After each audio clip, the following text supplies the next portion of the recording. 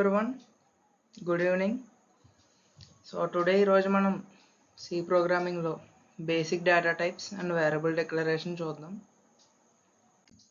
Right, అసలు data types అంటే ఏంటి? ఆ data type defines the type of data a variable can hold. So ఒక వేరియబుల్ తీసుకుంటాం కదా, ఆ వేరియబుల్ అనేది ఏ డేటాయో డేటా టైప్ చెప్తుంది. It is important for memory allocation and type safety. So మనం మెమరీ అనేది అలొకేట్ చేస్తాం కదా, అంటే ఒక వేరియబుల్ని మనం డిఫైన్ చేసినప్పుడు అది కంప్యూటర్లో ఎక్కడ స్టోర్ అవ్వాలనేది దాన్ని మెమరీ అలొకేషన్ అంటారు. సో ఆ మెమరీ అలొకేట్ చేసేటప్పుడే ఏ టైప్ ఆఫ్ డేటా అనేది మనం స్టోర్ చేస్తామో అది కూడా చెప్పాలి. మన టైప్స్ ఆఫ్ డేటా అనేది నెక్స్ట్ స్లైడ్లో చూద్దాం. బట్ అసలు డేటా టైప్ని డిఫైన్ చేయడం ఎందుకు ఇంపార్టెంట్ అంటే, మనం కంప్యూటర్కి ముందుగానే చెప్పేయాలి ఏ టైప్ ఆఫ్ డేటా అనేది మనం ఇప్పుడు ఇవ్వబోతున్నాం అనేది. సో అందుకని డేటా టైప్ అనేది ఇంపార్టెంట్. ఆల్సో వేరియబుల్ని డిక్లేర్ చేసే సింటాక్స్లో డేటా టైప్ని యూజ్ చేస్తాం. సో బేసిక్ డేటా టైప్స్ మనకి బేసిక్గా INT అంటే ఇంటీజర్, ఫ్లోట్, డెసిమల్స్ ఉన్న ఇంటీజర్స్ని మనం డిక్లేర్ చేసేటప్పుడు ఫ్లోట్ అనే డేటా టైప్ యూజ్ చేస్తాం. డబల్ అనేది కూడా డెసిమల్ టైప్సే, బట్ ఎక్కువ డెసిమల్ పాయింట్ తర్వాత ఎక్కువ డిజిట్స్ ఉంటే అప్పుడు డబల్ అనేది యూజ్ చేస్తారు. CHER వచ్చేసి క్యారెక్టర్. సో ఒక single character, suppose capital A, small a, capital B, C etcetera అలాంటివి యూజ్ చేసి మనం అక్కడ స్టోర్ చేయాలన్నప్పుడు క్యారెక్టర్ అనే ఒక డేటా టైప్ని యూజ్ చేయాలి. ఇవి బేసిక్ డేటా టైప్స్, వీటినే ప్రిమిటివ్ డేటా టైప్స్ అని కూడా అంటారు. So primitive. ఇవి కాకుండా మనకి డెరైవ్డ్ డేటా టైప్స్ కూడా ఉంటాయి, అంటే arrays, pointers, structures and unions. వీటిని మనం తర్వాత చూద్దాం నెక్స్ట్ యూనిట్లో. Void type used for functions that do not return A value. మనం మెయిన్ ఫంక్షన్ రాస్తాం కదా Cలో, జనరల్గా 2 టైప్స్గా రాస్తాం దీన్ని. ఇంటీజర్, మెయిన్ అని రాస్తాము. అప్పుడు ఏంటంటే ఇంటీజర్ వాల్యూ రిటర్న్ చేయాలి ఆ ఫంక్షన్ వచ్చేసి. అందుకే ఇంటీజర్, మెయిన్ అని రాసినప్పుడు మనం చివరిని రిటర్న్ 0 అని రాస్తాం. అంటే ఈ ఇంటీజర్ అనే ఒక డేటా టైప్కి 0 అనే వాల్యూ కోడ్ అయిపోయిన తర్వాత ఇస్తుంది అనమాట. అది కాకుండా వాయిడ్ మెయిన్ అని రాసాం అనుకోండి, ఇప్పుడే చూసాం కదా, వాయిడ్ అంటే అది ఏ వాల్యూ రిటర్న్ చేయాల్సిన అవసరం లేదు, అప్పుడు ఇంక రిటర్న్ 0 రాయాల్సిన అవసరం లేదు. అదే ఇంటీజర్ మెయిన్ కనుక రాస్తే ఇంటీజర్కి ఒక వాల్యూ అనేది రిటర్న్ చేయాలి కదా, అందుకని 0 రిటర్న్ చేస్తాం. ఎందుకంటే 0 రిటర్న్ చేస్తే మనకి ఏ ప్రాబ్లం రాదు ఇంకా. సో వాయిడ్ మెయిన్ అనేది మనం ఎక్కువగా యూజ్ చేస్తాం, ఎందుకంటే రిటర్న్ 0 రాయక్కర్లేదు కాబట్టి. అక్కడ వాయిడ్ టైప్ అనేది యూజ్ అవుతుంది. సో వీటి గురించి కొద్దిగా డీటెయిల్గా చూద్దాం ఇప్పుడు. ఇంటీజర్ మనం అనుకున్నాం కదా, whole numbers, signed or unsigned. మనం పాజిటివ్ అన్న స్టోర్ చేయొచ్చు, నెగిటివ్ అన్న స్టోర్ చేయొచ్చు. సో సపోజ్ ఇక్కడ A ఈజ్ ఈక్వల్ టు -10 అని కూడా స్టోర్ చేయొచ్చు. దాని ముందు ఇంటీజర్ అనేది మాత్రం ఇవ్వాలి, ఎందుకంటే ఇంటీజర్ కదా మనం స్టోర్ చేసేది. సో 4 bytes ఆఫ్ డేటా అయితే ఇది ఆక్యుపై చేస్తుంది. అండ్ ఫ్లోటింగ్ పాయింట్ వచ్చేసి డెసిమల్ నెంబర్స్ని స్టోర్ చేయడానికి. Example height 5.9. So and also మనం డిక్లేర్ చేసిన తర్వాత సెమీకోలన్ అయితే ఇవ్వాలి, మర్చిపోకూడదు. సో అది కూడా 4 bytes. అండ్ డబల్ ఇందాక అనుకున్నాం కదా, higher precision decimal points. So ఇక్కడ ప్రెసిషన్ ఎక్కువ అని చూడండి, ఇక్కడ ఫ్లోట్లో మనం డెసిమల్ తర్వాత జస్ట్ 1 నెంబరే యూజ్ చేసాం, బట్ ఇక్కడ ఆల్మోస్ట్ 5 నెంబర్స్ అనేవి యూజ్ చేసాం. సో ఇక్కడ డబుల్ అనేది వాడతాం. సో డబల్ అంటే డబల్ ప్రెసిషన్ అనమాట. ఓకే, సో CHER అంటే క్యారెక్టర్, సింగిల్ క్యారెక్టర్ అనేది యూజ్ చేయాలి. అండ్ ఆల్సో క్యారెక్టర్ని మనం సింగిల్ కోట్స్లో పెట్టాలి. ఇలా ఏ అని రాస్తే దానికి అర్థం కాదు, సింగిల్ కోట్స్లో పెట్టి ఏ. Okay, variable declaration. ఇప్పటివరకు మనం డేటా టైప్స్ చూసాము. ఈ వేరియబుల్స్ అంటున్నారు కదా, వేరియబుల్స్ని మనం యూజ్ చేసే అంటే డేటాను స్టోర్ చేయాలి కదా. సో అది మన Cలో డిక్లేర్ చేయడానికి ఒక సింటాక్స్ అనేది అయితే ఉందన్నమాట. ఆల్రెడీ ముందు చూసాం మనం, integer A is equal to 10 అలా రాసాం కదా. సో ఇక్కడ ఇంటీజర్ వచ్చేసి ఏంటి, data type. First data type రాసాము, తర్వాత వేరియబుల్ నేమ్. వేరియబుల్ నేమ్ వచ్చేసి A ఇక్కడ ఈజ్ ఈక్వల్ టు వాల్యూ అనేది దానికి ఇచ్చామన్నమాట. సో ఇక్కడ మొత్తం ఇనీషియలైజేషన్, డిక్లరేషన్ రెండు ఇక్కడే చేస్తాం. ఇనీషియలైజేషన్ అంటే అసలు ఇంటీజర్ అనే ఒక వేరియబుల్ ఉంది అని చెప్పడానికి ఇనీషియలైజ్ చేయడం అంటారు. దానికి ఒక వాల్యూ ఇవ్వడం అనేది అసైనింగ్ కదా. Okay, so initializing assigns a value to a variable at declaration. So same thing. Constants are fixed values that do not change during execution. So మనం ఎగ్జిక్యూట్ చేసినప్పుడు ఒక వాల్యూ అనేది చేంజ్ అవ్వకుండా మనకు కొన్ని ఇంపార్టెంట్ వాల్యూస్ అనేవి ఉంటాయి. సపోజ్ ఇప్పుడు పై అని ఒక వేరియబుల్ తీసుకుంటే అది 3.14, అదే ఉండాలి కదా, ఎప్పుడు చేంజ్ అవ్వకూడదు. అలాంటప్పుడు ఈ CONST అంటే కాన్స్టెంట్ అనమాట, అది ఆ కీవర్డ్ అనేది యూజ్ చేస్తాం. సో ఇంకా ఈ పై అనే వాల్యూని చేంజ్ చేయాలనుకున్నా కూడా చేయలేము ఇంకా నువ్వు.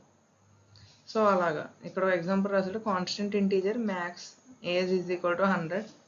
అండ్ ఆల్సో ఇక్కడ అండర్ స్కోర్ పెట్టారు కదా, అది జస్ట్ ఒక కన్వెన్షన్ అనమాట. అంటే ఇప్పుడు జస్ట్ నువ్వు అండర్ స్కోర్ పెట్టకుండా గ్యాప్ పెట్టేసి అనుకో, నెక్స్ట్ టైం మళ్ళీ యూజ్ చేసినప్పుడు మర్చిపోతావు, మళ్ళీ అదే వేరియబుల్ని యూజ్ చేయాలనుకుంటే. సో అండర్ స్కోర్ అనేది గ్యాప్ ప్లేస్లో యూజ్ చేస్తారు, అది కన్వెన్షన్, అది యూజ్ చేస్తే మంచిది. సో ఒక ఎగ్జాంపుల్ ప్రోగ్రామ్ ఇది. ఇక్కడ ఏం చేశారు, ఫస్ట్ ఏజ్ ఇంటీజర్ వాల్యూ తీసుకుని దానికి ఒక వాల్యూ అసైన్ చేశారు. అయ్యాక హైట్ ఫ్లోట్ డేటా టైప్ తీసుకుని దానికి ఇంకొక వాల్యూ అసైన్ చేశారు. సో ఇనీషియల్ అనే ఒక వేరియబుల్ కూడా దానికి క్యారెక్టర్ డేటా టైప్లో తీసుకుని దానికి ఒక వాల్యూ అసైన్ చేశారు. అండ్ ఆల్సో మనం వాటిని స్క్రీన్ మీద ప్రింట్ చేయాలంటే ఇవి యూజ్ చేయాలి. దానికి డేటా టైప్ ఆల్రెడీ చెప్పేసాం కదా, అప్పుడు మనం ప్రింట్అవుట్ చేసేటప్పుడు కూడా %d అనేది ఇంటీజర్స్కి యూజ్ చేస్తాం, %f అనేది ఫ్లోటింగ్ పాయింట్స్ యూజ్ చేస్తాం, %c అనేది క్యారెక్టర్స్కి యూజ్ చేస్తాం. సో ఇక్కడ \n ఒకటి యూజ్ చేశారు కదా, అంటే న్యూ లైన్ అని అర్థం అన్నమాట. సో మనకి అవుట్పుట్ వచ్చినప్పుడు ఇలా 21, 5.8 B అని ఇలా రాకుండా ఒకదాని కింద ఒకటి వచ్చేలాగా రావాలంటే కనుక \n అనేది యూజ్ చేసాం అనమాట. సో ఇక్కడ ఇంటీజర్తో స్టార్ట్ చేసాం కాబట్టి దానికి 0 అనే ఒక వాల్యూని రిటర్న్ చేస్తాము. అదే వాయిడ్ మెయిన్ అని కనుక రాసి ఉంటే ఈ లైన్ ఆఫ్ కూడా అవసరం లేదు. ఓకే, మనం ప్రాక్టికల్గా చేసినప్పుడు చూద్దాం. So thank you. Next continuation మనం ప్రాక్టికల్స్ చేద్దాం, three codes. So hope you like this video. Doubts ఏమైనా ఉంటే కామెంట్స్లో షేర్ చేయండి. Thank you.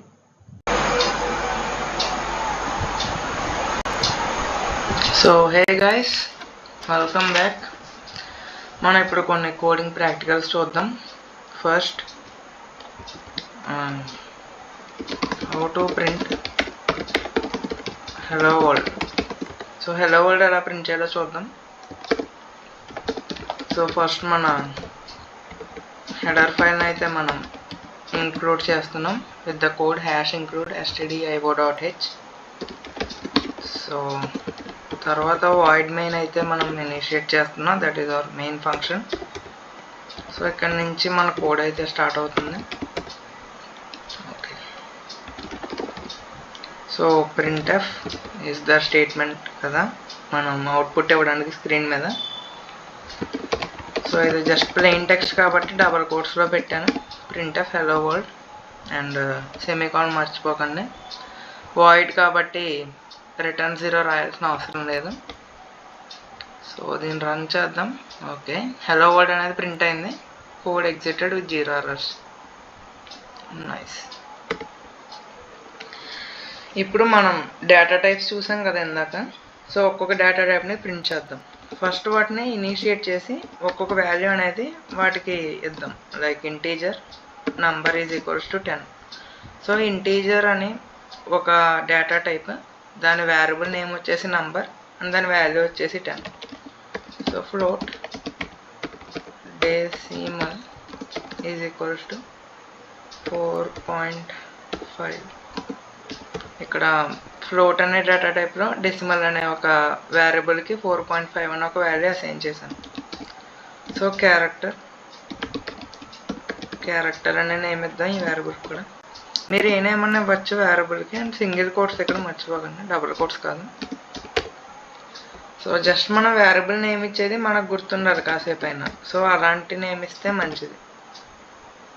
సో ఇప్పుడు మనం ఇంటీజర్ని ప్రింట్ చేద్దాం. ఫస్ట్ ఇంటీజర్ని ప్రింట్ చేయడానికి %d యూజ్ చేయాలన్నా కదా.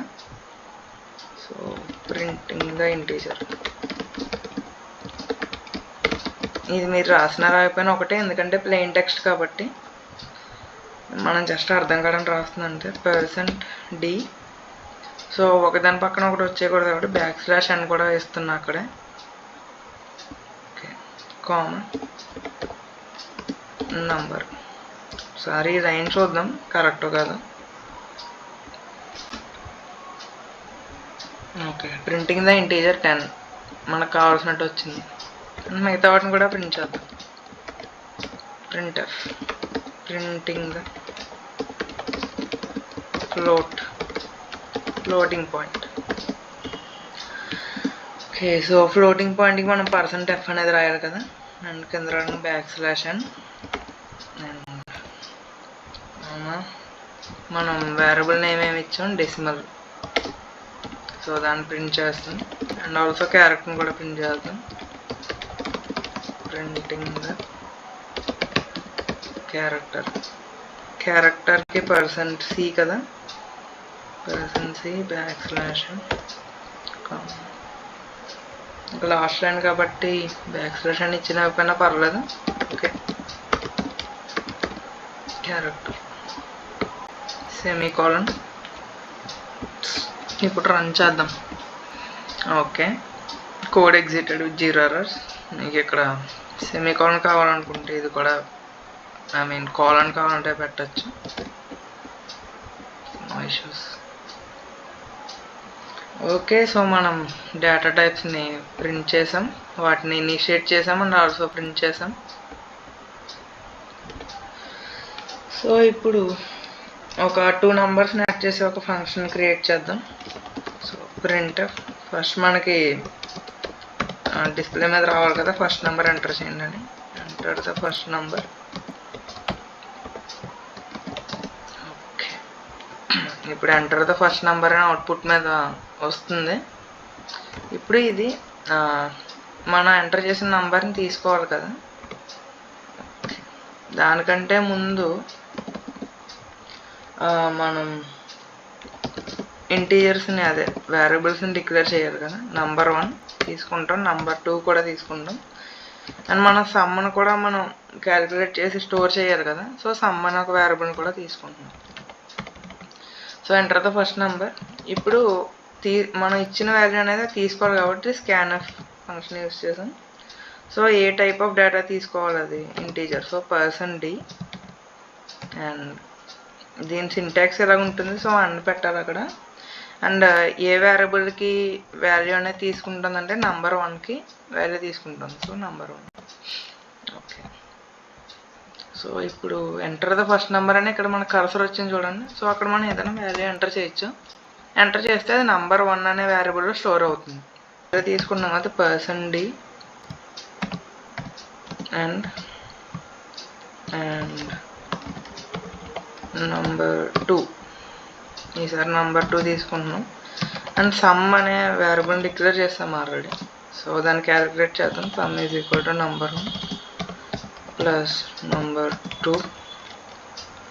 సో ఇప్పుడు మనం అవుట్పుట్ని ప్రింట్ చేయాలి కాబట్టి printf the sum of 2 numbers is.